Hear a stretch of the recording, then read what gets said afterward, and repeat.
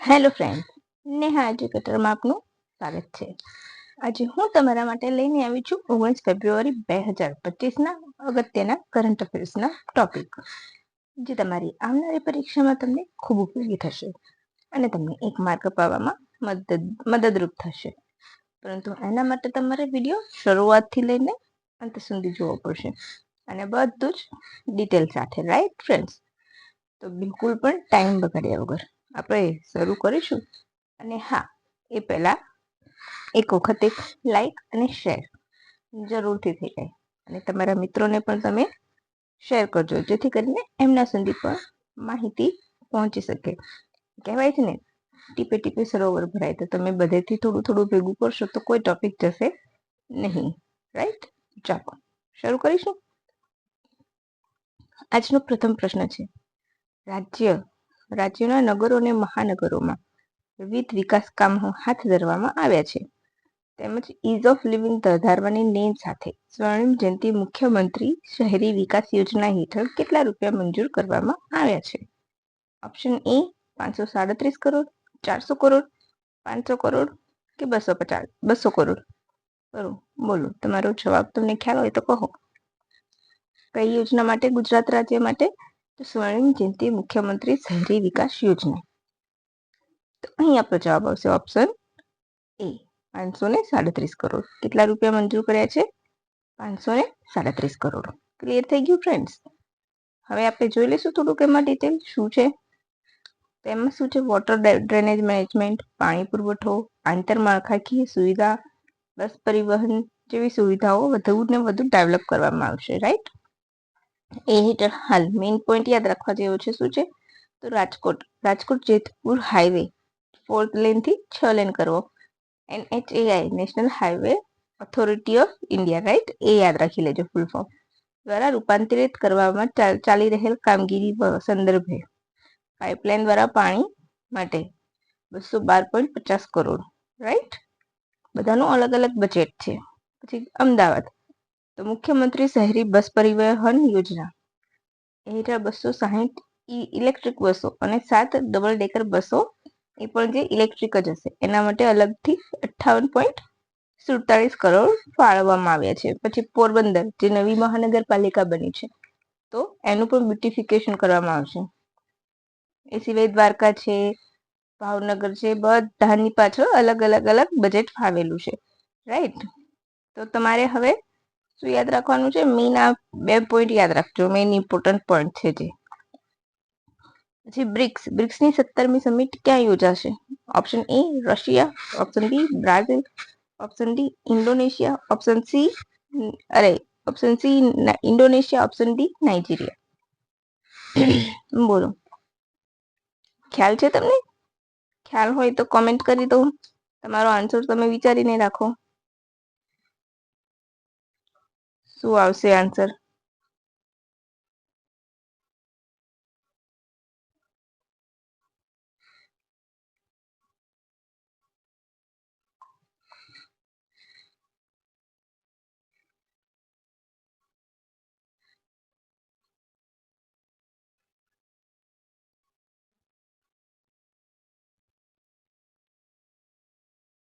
બોલો, આ તો બહુ ઈઝી છે.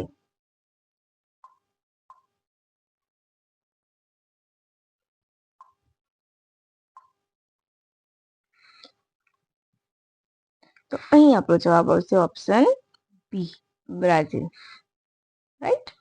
જે પ્રીવિયસ હતી 16મી ક્યાં યોજાઈ હતી? રશિયાના કઝાનમાં યોજાઈ હતી, રાઈટ? ક્યાં યોજાઈ હતી? રશિયાના કઝાનમાં. તો ત્યાં ઇન્ડોનેશિયા 10મા કન્ટ્રી તરીકે જોડાયું હતું, રાઈટ? 2024માં. એ યાદ રાખજો.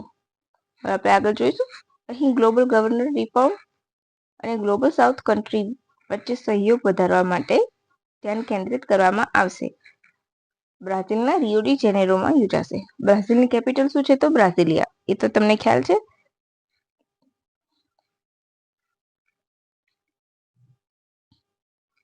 અને રિયો ડી જેનેરો પણ કેપિટલ છે. ક્યારથી? તો 1763 થી 1960 વચ્ચેની. અચ્છા, પછી તમને ખબર છે અને અત્યારની કેપિટલ શું છે?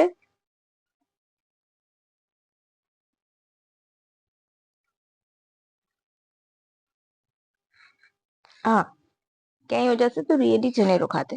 બ્રિક્સ, તો બ્રિક્સ શું છે?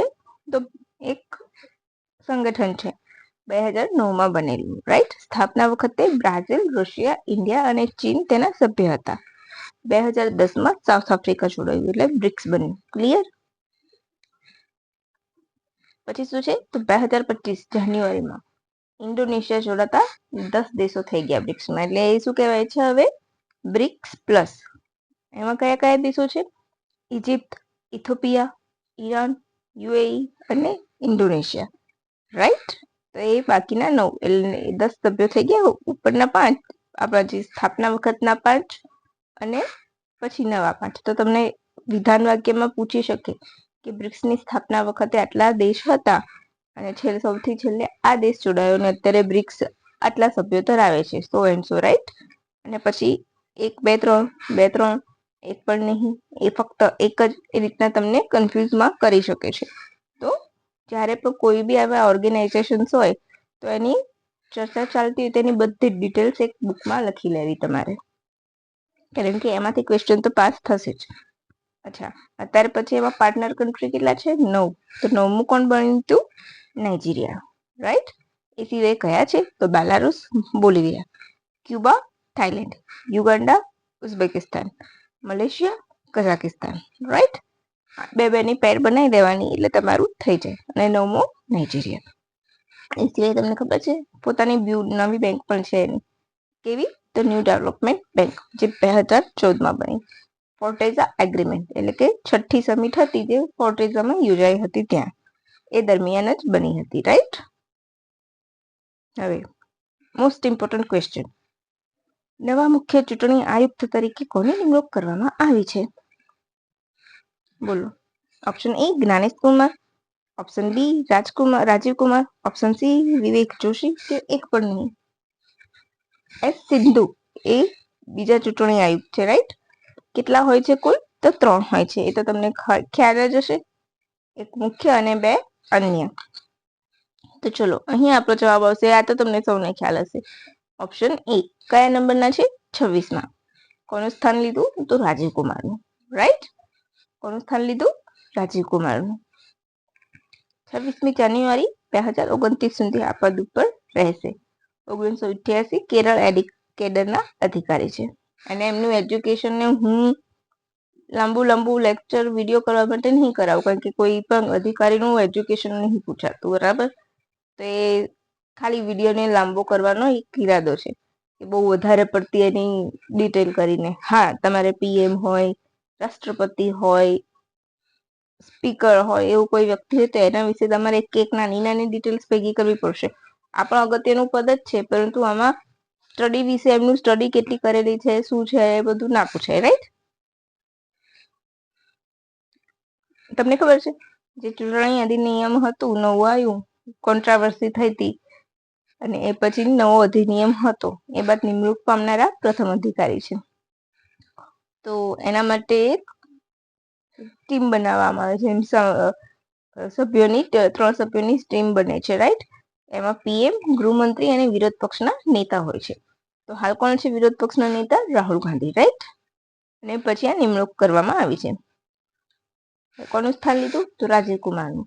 તો તમને ખબર છે 370 હટાવવામાં જ્ઞાનેશ કુમારનો અગત્યનો ફાળો છે. એ અત્યારની હાલની સરકારની ગુડ બુકમાં છે. હવે નેક્સ્ટ ક્વેશ્ચન તરફ આગળ વધીશું. રાષ્ટ્રીય પેરા એથ્લેટિક ક્યાં રમાઈ રહી છે? નેશનલ પૂછું છું, રાઈટ. તો અહીં આપણો જવાબ આવશે ઓપ્શન સી, તમિલનાડુ, રાઈટ. ચલો, ક્યારે યોજાશે? તો 17 થી 20 ફેબ્રુઆરી સુધી. આ 23મું સંસ્કરણ છે. ચેન્નઈના જવાહરલાલ સ્ટેડિયમમાં યોજાશે.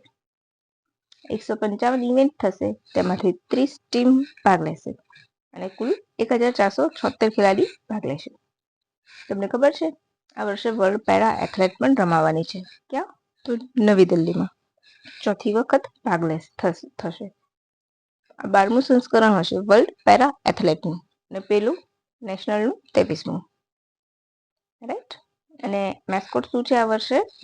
વર્લ્ડ પેરા એથ્લેટનું ગજવીર, રાઈટ, દેખાઈ ગયું.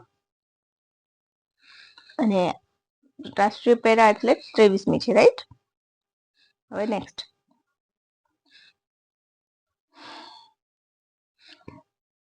BBC Indian sports woman of the year પુરસ્કાર કોને મળ્યો? મનુ ભાકર, પીવી સિંધુ, મીરાબાઈ ચાનુ કે પીટી ઉષા? બોલો.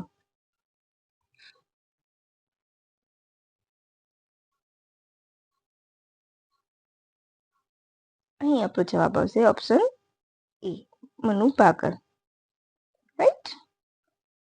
આ વર્ષે, રાઈટ.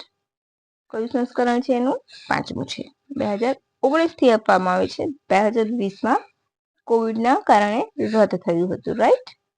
હવે કોનેરું હમ્પી 2020માં, 21માં મીરાબાઈ ચાનુને, પછી નેક્સ્ટ ફરીથી મીરાબાઈ ચાનુને 2 વખત મળેલો છે. કોઈ પૂછે કે BBC Indian sports woman of the year સૌથી વધારે કોને મળેલું છે? તો મીરાબાઈ ચાનુને. પ્રથમ કોણ હતું?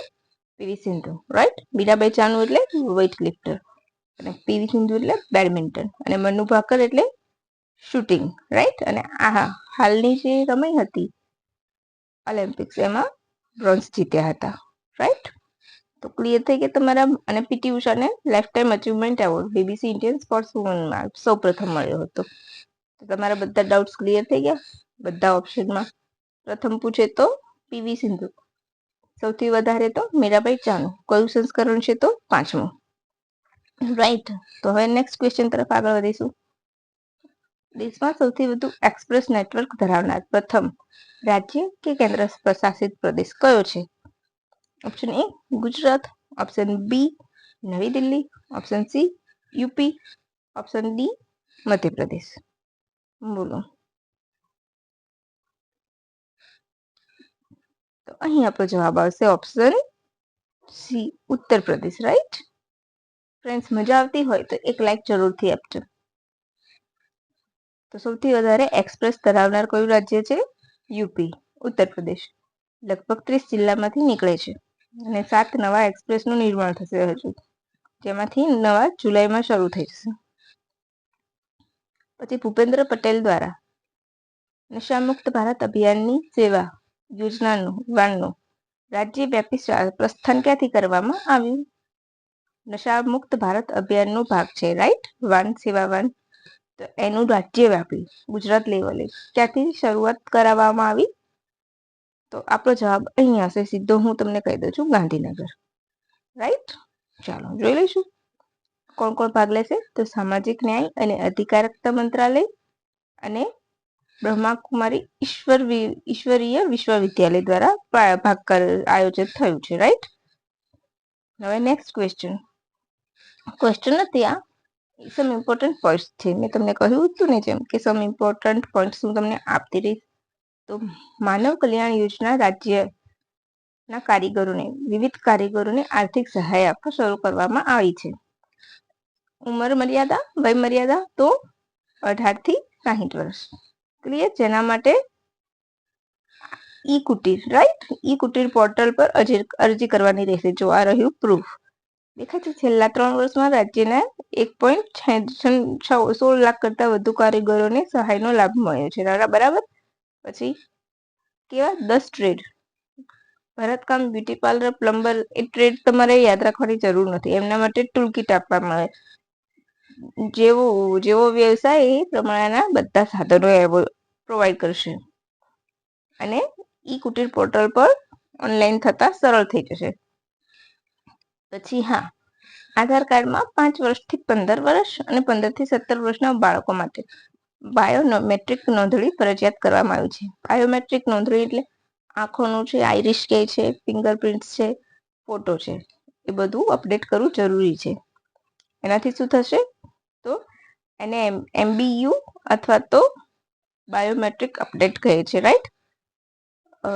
જે નિઃશુલ્ક છે, બરાબર. કોઈ આમાં ચાર્જ લેવામાં નહીં આવે 5 થી 17 ના બાળકો માટે. આનાથી જે પ્રતિયોગિતા પરીક્ષાઓ છે, યોજનાઓ છે, પછી સબસિડી છે, એ બધું લેવામાં સરળતા રહે એટલા માટે. પછી ઈસરો અને IIT મદ્રાસ દ્વારા અવકાશ આધારિત એપ્લિકેશન માટે સ્વદેશી સેમિકન્ડક્ટર ચિપ ડેવલપ કરવામાં આવી છે, જેને આઈરિશ નામ આપવામાં આવ્યું છે. શું છે? Indigenous risk V controller for space application નામ છે, રાઈટ. શક્તિ માઇક્રો પ્રોસેસર પર આધારિત છે. તો આ શક્તિ આપણું પ્રથમ માઇક્રો પ્રોસેસર છે? ના, એ પેલા આરઆઈએમઓ અને માઉશીર એ નામની બે ચીપ બનાવેલી છે. બરાબર, ક્લિયર. હવે ભારત યુએસએ પાસેથી javelin anti tank guided missile striker industry compact vehicle ખરીદશે. બરાબર, ક્યારે નિર્ણય લીધો? તો ભારતના પીએમએ જે યુએસએની મુલાકાત લીધી એ દરમિયાન. F-35 મિસાઇલ ટેકનોલોજી ખરીદશે. હજુ વિચારણા ચાલે છે. બરાબર, તો એની સ્પીડ શું છે? તો 1.6 મેક.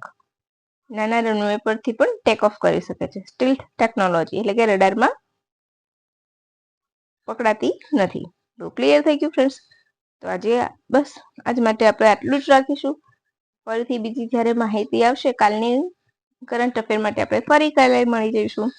ને ગમ્યું હોય તો લાઈક શેર જરૂરથી કરજો. Thank you for watching my video. Have a good day friends. By.